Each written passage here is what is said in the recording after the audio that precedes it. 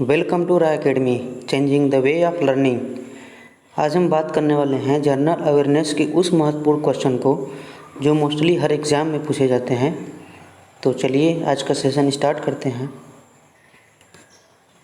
इस क्वेश्चन को हमने पिछले वाले वीडियो में पूछा था कि सप्तगंगा सिद्धांत किसने प्रतिपादित किया। तो इसका जो राइट आंसर है वो है option number C is the right answer, Kautilya. चलिए आज के सेशन का पहला क्वेश्चन है, निम्न में कौन गोदावरी की सहायक नदी नहीं है। ऑप्शन है वर्धा, प्राणहिता, गोमती या फिर मांजरा। तो जो हमारा राइट आंसर है वो है option number C is the right answer, Gomti. Gomti नदी जो है गंगा की एक सहायक नदी है और यह गोमर ताल से निकलती है और उत्तर प्रदेश में वाराणसी के निकट सैदपुर के पास गंगा से मिलती है। अगला क्वेश्चन हम लोगों का है, महालेखा नियंत्रक तथा खेल परीक्षक की नियुक्ति कौन करता है। ऑप्शन है प्रधानमंत्री, उपराष्ट्रपति, राष्ट्रपति या भारत के मुख्य न्यायाधीश। तो जो हम लोग का राइट आंसर है वो है option number A is the right answer, प्रधानमंत्री। आपको बता दें कि भारतीय संविधान के अनुच्छेद 148 के अनुसार भारत के नियंत्रण और महालेखन परीक्षक की नियुक्ति राष्ट्रपति के द्वारा की जाती है, ठीक है। और भारत के नियंत्रण और महालेखन परीक्षक के पद को हटाने के लिए वही प्रक्रिया अपनाई जाएगी जो सर्वोच्च न्यायालय के एक न्यायाधीश को हटाने के लिए अपनाई जाती है, ठीक है। चलिए अगला क्वेश्चन देखते हैं। 1956 में भारत द्वारा विकसित एशिया का प्रथम नाभिकीय अनुसंधान रिएक्टर का नाम है। ऑप्शन है जेमिनी, अप्सरा, मेघदूत या फिर उपयुक्त में से कोई नहीं। जो हम लोगों का राइट आंसर है वो है option number B is the right answer, Apsara. Apsara जो है एशिया का पहला परमाणु अनुसंधान रिएक्टर था जिसे अगस्त 1956 में BARC, ठीक है, के 93वें परिसर में परिचालित किया गया था, ठीक है। और उसके डिज़ाइन की परिकल्पना कब की गई थी, वो की गई थी 1955 में, ठीक है। किसके द्वारा, डॉक्टर होमी भाभा के द्वारा, ठीक है। चलिए अगला क्वेश्चन देखते हैं। ग्रहण किस प्रकार की परिघटना के कारण लगते हैं। ऑप्शन है परावर्तन, अपवर्तन, ऋजुरेखी संचरण या फिर विवर्तन। तो जो हम लोगों का राइट आंसर है वो है option number C is the right answer, ऋजुरेखी संचरण, ठीक है। ग्रहण जो होता है एक खगोलीय घटना होता है और ग्रहण तब लगता है जब खगोलीय वस्तु दूसरी वस्तु के छाया में से गुजरती है, ठीक है। चलिए अगला क्वेश्चन देखते हैं। पटोला का संबंध है उड़ीसा से, गुजरात से, झारखंड से, मध्य प्रदेश से। जो हम लोगों का राइट आंसर है वो है option number B is the right answer, Gujarat से। चलिए अगला क्वेश्चन देखते हैं। मधुमेह के रोगियों द्वारा प्रयोग में लाए जाने वाले स्वीटेक्स में कितनी ऊर्जा होती है। ऑप्शन है 5 कैलोरी, 10 कैलोरी, 100 कैलोरी या फिर 0 कैलोरी। तो जो हम लोगों का राइट आंसर है वो है option number D is the right answer, 0 calorie. मधुमेह अग्नाशय से संबंधित रोग होता है जो इंसुलिन का पर्याप्त स्राव नहीं होने के कारण होता है, ठीक है। चलिए अगला क्वेश्चन है, हिंदुस्तान का रोम किसको कहा जाता है। हिंदुस्तान का रोम किसको कहा जाता है। ऑप्शन है फतेहपुर सीकरी, चंडीगढ़, नई दिल्ली स्थापत्य कला या फिर जयपुर। तो जो हम लोगों का राइट आंसर है वो है option number C is the right answer, Nai Delhi को हिंदुस्तान के रोम के रूप में जाना जाता है, ठीक है। चलिए अगला क्वेश्चन है, इनमें से कौन सा हरित गृह गैस नहीं है। ऑप्शन है कार्बन डाइऑक्साइड, जलवायु, मीथेन या फिर ऑक्सीजन। जो हम लोगों का राइट आंसर है वो है option number D is the right answer, oxygen. चलिए अगला क्वेश्चन देखते हैं। देश का सबसे लंबा फ्लैग पोल कहाँ स्थित है। ऑप्शन है लेह, चंडीगढ़, शिमला या फिर अटारी। तो जो हम लोग का राइट आंसर है वो है option number D is the right answer, Attari. और ये कहाँ पे पड़ता है? अमृतसर में पड़ता है, भारत और पाकिस्तान के बॉर्डर पे। और इस फ्लैग की जो लंबाई होती है, लंबाई और चौड़ाई की बात करें तो 120 × 80 फीट होता है, ठीक है। और इसकी ऊंचाई की बात करें तो 360 फीट होता है, ठीक है।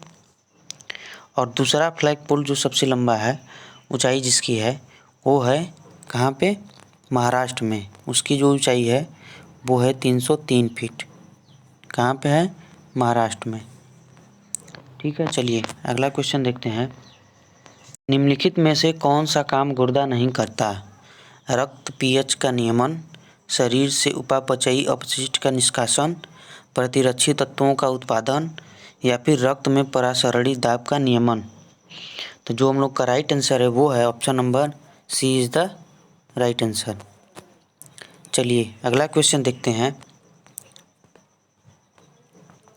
जर्मन सिल्वर में चांदी के क्या प्रतिशत हैं? ऑप्शन है 25%, 0%, 75% या फिर 80%। जो हम लोगों का राइट आंसर है वो है option number 20 the right answer, 0%। यहाँ पे जर्मन सिल्वर की बात की गई है। तो जो जर्मन सिल्वर होता है वो क्या होता है? कॉपर होता है, जिंक होता है और निकिल होता है। अगर हम इसके परसेंटेज की बात करें इनके तत्वों की, तो वो लगभग होता है, कॉपर का जो होता है 50 से 61.6% होता है। और जिंक की बात करें तो 19 से 17% होता है। और निकिल की बात करें तो 30 से 21% होता है, ठीक है। चलिए अगला क्वेश्चन देखते हैं। एजरा कप का संबंध किस खेल से है? ऑप्शन है नौका चालन, पोलो, हॉकी या फिर फुटबॉल। तो जो हम लोगों का राइट आंसर है वो है option number 20 the right answer, polo. आपको बता दें कि एजरा कप जो का आयोजन पहली बार 1880 में किया गया था। और एजरा कप पोलो की एक प्रसिद्ध प्रतियोगिता भी है जिसका आयोजन प्रतिवर्ष भारत में किया जाता है, ठीक है। चलिए अगला क्वेश्चन देखते हैं। निम्नलिखित में से प्राकृतिक रूप से प्राप्त होने वाला सबसे भारी तत्व कौन सा है? ऑप्शन है एल्युमिनियम, आयरन, सिलिकॉन या फिर यूरेनियम। तो इसका जो राइट आंसर है वो है option number D is the right answer, uranium. अगर इसके हम परमाणु संख्या की बात करें तो 92 होता है। और इसके भार की बात करें तो वो 238.089 होता है, ठीक है। चलिए अगला क्वेश्चन देखते हैं। भारत में सबसे योजनाबद्ध बसा शहर कौन सा है? ऑप्शन है सेलेम, चंडीगढ़, कोयम्बतूर, नई दिल्ली। तो इसका जो राइट आंसर है वो है option number 20 the right answer, Chandigarh, ठीक है। अगला क्वेश्चन हम लोगों का है संयुक्त राष्ट्र संघ के कितने अंग हैं? ऑप्शन है 6, 3, 4 या फिर 5। तो जो संयुक्त राष्ट्र के संघ जो होते हैं वो 6 होते हैं। तो जो हम लोगों का राइट आंसर है वो है option number A is the right answer. अब जान लेते हैं कि संयुक्त राष्ट्र संघ के 6 अंग होते हैं तो वो कौन कौन होते हैं। तो पहला होता है महासभा, सुरक्षा परिषद, आर्थिक और सामाजिक परिषद, न्यायिका परिषद, अंतर्राष्ट्रीय न्यायिक न्यायालय और संयुक्त राष्ट्र सचिवालय, ठीक है। चलिए अगला क्वेश्चन देखते हैं। इटली का राष्ट्रीय चिन्ह क्या है? ठीक है, ऑप्शन है गरुड़, गरुड़, सफ़ेद लिली या फिर लिली। तो जो हम लोग का राइट आंसर है वो है option number C is the right answer, सफ़ेद लिली। चलिए अगला क्वेश्चन देखते हैं। रेडियो संचार में प्रेषण एंटीना द्वारा उत्सर्जित संकेत प्रतिबिंबित होता है। ऑप्शन है समताप मंडल पर, ओजोन मंडल पर, आयन मंडल पर या फिर क्षोभ मंडल पर। तो जो हम लोगों का राइट आंसर है वो है option number C is the right answer, आयन मंडल पर, ठीक है। आयन मंडल का महत्व सबसे अधिक रेडियो तरंगे के प्रसारण में होती है, ठीक है। चलिए अगला क्वेश्चन देखते हैं। मूंगे की चट्टानों के संरक्षण के लिए भारत सरकार ने निम्नलिखित में से किसे समुद्री पार्क घोषित किया? ऑप्शन है अंडमान द्वीप समूह, कच्छ की खाड़ी, लक्षद्वीप द्वीप समूह या फिर मन्नार की खाड़ी। जो हम लोग का राइट आंसर है वो है option number 20 the right answer Kutch की खाड़ी। ठीक है, चलिए अगला क्वेश्चन देखते हैं।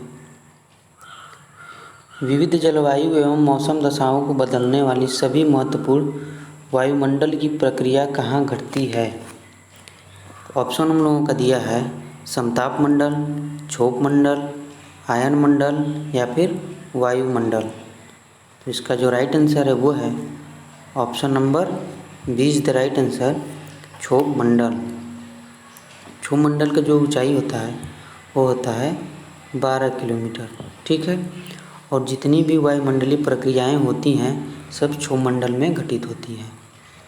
चलिए अगला क्वेश्चन देखते हैं। निम्न में से किस राज्य से कर्क रेखा नहीं गुजरती है? ऑप्शन है उत्तर प्रदेश, मध्य प्रदेश, गुजरात या फिर झारखंड। तो जो हम लोगों का राइट आंसर है वो है option number A is the right answer Uttar Pradesh से कर्क रेखा होकर नहीं गुजरती है। ठीक है, अगला क्वेश्चन हम लोगों का है उच्च न्यायालय का न्यायाधीश बनने के लिए कम से कम कितने वर्ष के उच्च न्यायालय के अधिवक्ता के रूप में वकालत का अनुभव होना चाहिए?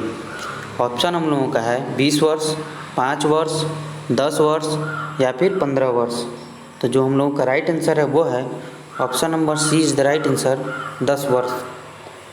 हम आपको बता दें कि भारतीय संविधान के अनुच्छेद 217 के अनुसार कोई भी व्यक्ति तब तक उच्च न्यायालय के न्यायाधीश के रूप में नियुक्त होने के योग्य नहीं माना जाता है तब तक कि वह नागरिक भारत का न बन जाए। ठीक है, और वह अधिवक्ता हो कम से कम 10 वर्ष का। ठीक है, चलिए अगला क्वेश्चन देखते हैं। निम्नलिखित में से भारत और श्रीलंका को कौन अलग करता है? ऑप्शन है हिंद महासागर, पाल्क स्ट्रेट, अरब सागर या फिर बंगाल की खाड़ी। तो जो हम लोगों का राइट आंसर वो है option number 20 the right answer Palk straight. ठीक है, पाल्क स्ट्रेट भारतीय राज्य तमिलनाडु और श्रीलंका के उत्तरी प्रशांत में स्थित मन्नार जिले को एक दूसरे से अलग करता है। ठीक है, चलिए अगला क्वेश्चन देखते हैं। नर्मदा नदी निम्नलिखित में से कहाँ से शुरू होती है?